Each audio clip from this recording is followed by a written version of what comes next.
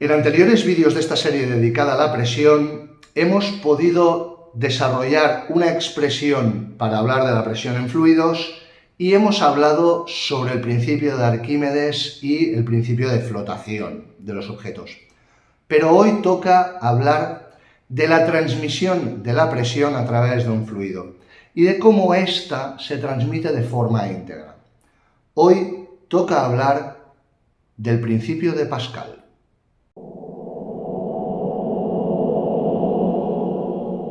Blaise Pascal fue un científico francés del siglo XVII que se dedicó a estudiar la mecánica de fluidos, en concreto de fluidos incompresibles. Hay dos tipos de fluidos, gases y líquidos. Los primeros, los gases, son comprimibles, pero los líquidos no. Es decir, si tú ejerces presión en un líquido, el líquido no se comprime, tío. El líquido va a salir disparado por donde pueda y si no, pues ya veremos lo que hacemos, ¿vale? Y ese es el experimento que básicamente hizo Pascal. Cogió un objeto, una jeringa, un bote de vidrio, ¿de acuerdo? Un objeto indeformable, lo llenó con un fluido incompresible, que es una manera pija de decir al agua, y básicamente lo que hizo fue presionar el émbolo. Es decir, esto estaba cerrado, apretó el émbolo y practicó una serie de agujeros en el recipiente. Lo que observó fue que cuando aumentaba la presión en el émbolo, el fluido surgía por todos los agujeros con la misma fuerza, con la misma intensidad. Eso solo podía querer decir que la presión se repartía de forma uniforme por todo el recipiente. Por lo que se enuncia el principio de Pascal, que dice lo siguiente. Cuando se transmite presión a un fluido incompresible, la presión se transmite de forma íntegra a cada punto del fluido y a las paredes del recipiente que lo contiene. Vale, ¿y esto por qué es tan importante? Bueno, porque las aplicaciones del principio de Pascal son enormes, ¿de acuerdo? Pero para muestra, una de ellas, la prensa hidráulica, un clásico, y esto va a entrar en examen sí o sí o sí. Imaginémonos que yo tengo una superficie pequeña, ¿de acuerdo? Con un pistón pequeño y todo un circuito interno lleno de líquido incompresible. Y al otro lado tengo pues una salida más grande, una superficie más grande. Bien, el principio de Pascal nos dice que si yo presiono en el pistón pequeño, yo presiono el émbolo pequeño, la presión se va a transmitir de forma íntegra por todo el líquido, ¿de acuerdo? Eso significa que la presión se va a transmitir a cada uno de los puntos de la superficie grande, ¿de acuerdo? Presión es igual en cada punto, la presión en A va a ser igual a la presión en B, pero claro, si la presión no es más que la medida de fuerza partido superficie, si yo hago una fuerza pequeña en una superficie pequeña, es lo mismo que una fuerza grande en una superficie grande. Te lo explico. Aquí tienes un ejemplo, fíjate, tenemos una prensa hidráulica llena de un líquido incompresible, agua mismo, y dos pistones, un pistón con un área pequeña, área 1, y un pistón con un área más grande, área 2, ¿de acuerdo? Y lo que yo hago es empujar aquí en el pistón pequeño con una fuerza 1. Es decir, ejerzo una presión en esta unidad de superficie. Bien, lo que nos dice el principio de Pascal es que la presión se va a transmitir de forma constante, por todos lados. Es decir, esto aprieta el agua y el agua que no se puede comprimir, pues las moléculas van empujando a las de delante. Y aquí no empujan a unas pocas, sino que se empujan todas. Como este área es más grande, aquí lo que va a pasar es que si yo aquí, por ejemplo, tengo una presión, aquí voy a tener, como el hueco es más grande, más presión, y aquí más, ¿de acuerdo? Pero ojo, la presión es la misma. No es que tenga más presión, es que tengo más espacio sobre el que se transmite esta presión.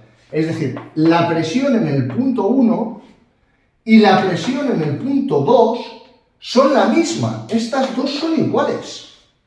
¿De acuerdo? Lo que no es igual es ni la superficie ni la fuerza. Te explico.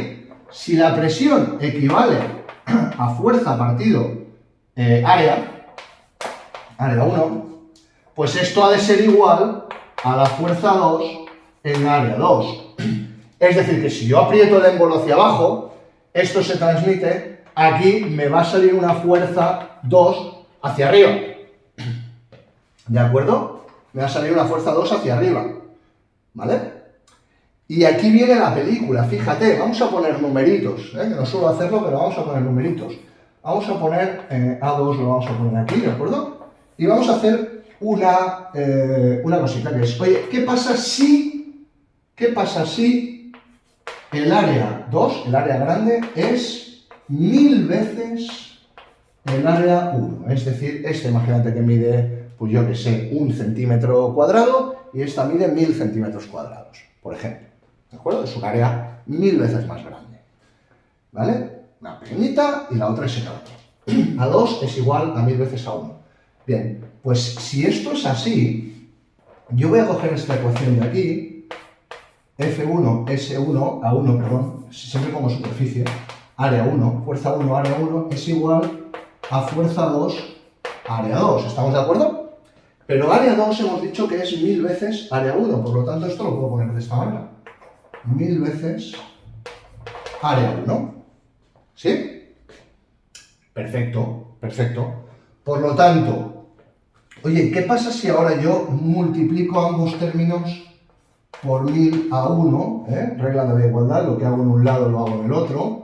1000 a 1 por 1000 a 1. Y tacho aquí.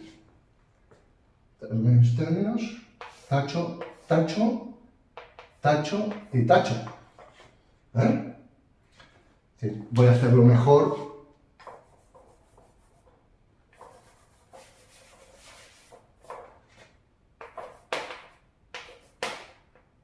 Fíjate tú entonces que si yo sustituyo A2 por el valor que es 1000 a 1, obtengo esta expresión F2 partido 1000 veces a 1.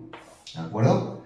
Por lo tanto, este A1 y este A1 se nos van, es decir, yo voy a multiplicar ambos términos por A1 aquí, A1 aquí, y fíjate que me queda que la F1 es igual a F2 partido 1000.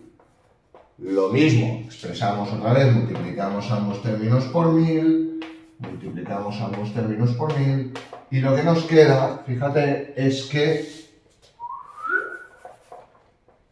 la fuerza 2 es 1000 veces la fuerza 1. Es decir, que si yo aumento la superficie de impacto 1000 veces, la fuerza que se recibe en esa superficie también es 1000 veces mayor. Es decir, fuerza y superficie evidentemente son directamente proporcionales en ese sentido.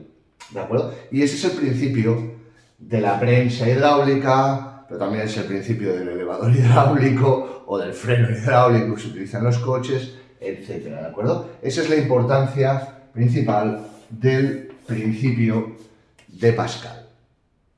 Con esto terminamos el vídeo. Espero que te haya resultado útil, que hayas entendido bien el concepto. Si tienes alguna duda, déjamela en comentarios y, como siempre, dale like, suscríbete, comparte el vídeo y nos vemos en el próximo vídeo. Adiós.